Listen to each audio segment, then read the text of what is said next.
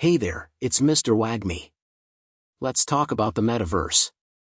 It's a virtual world where you can hang out, play games, work, and connect with others.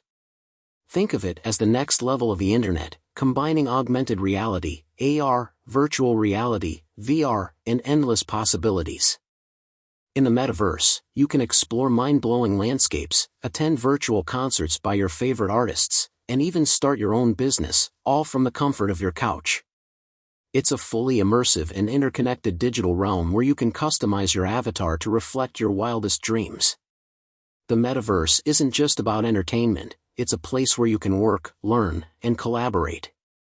Companies are already setting up virtual offices, and universities are hosting virtual classrooms.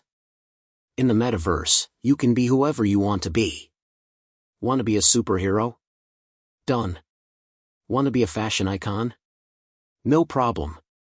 You can customize your avatar, your virtual representation, to reflect your wildest dreams.